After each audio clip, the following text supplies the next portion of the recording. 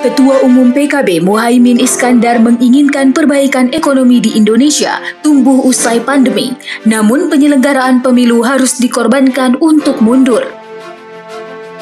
Pasalnya, momentum pertumbuhan ekonomi akan terjadi pada tahun 2023-2024, di mana tahun itu memang menjadi tahun pesta demokrasi Indonesia untuk pemilu serentak.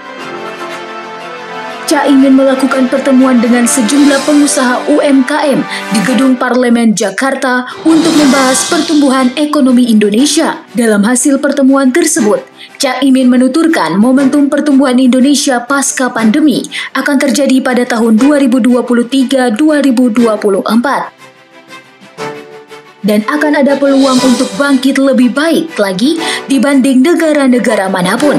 Ia mengatakan momentum ini tidak boleh diabaikan lantaran ia melihat prospek yang sangat positif ke depan.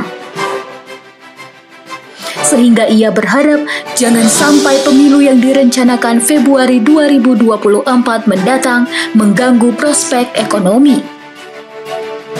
Maka terkait hal itu, Caimin ingin penyelenggaraan pemilu bisa diundur hingga 2 tahun ke depan agar momentum perbaikan ekonomi tidak hilang nantinya.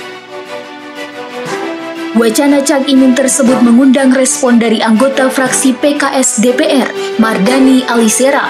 Mardani menegaskan partainya tetap konsisten pelaksanaan pemilu 5 tahun sekali. Ia menjelaskan bahwa pemilu selama ini tidak pernah mengganggu pembangunan. Sebaliknya, niat berkuasa lebih lama yang dapat mengganggu demokrasi di Indonesia.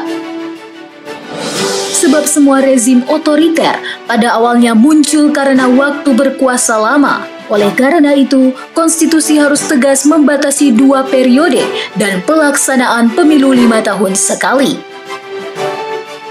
Selain Mardani Alisera, pakar otonomi daerah Johermansa Johan juga turut mengkritik wacana Caimin tersebut. Johan menilai usulan itu inkonstitusional atau berpotensi menabrak konstitusi negara. Ia mengatakan usulan Caimin sama sekali tidak memiliki cantolan aturan dalam konstitusi Indonesia. Ia juga berharap Caimin tidak terlalu berharap usulannya itu akan terwujud.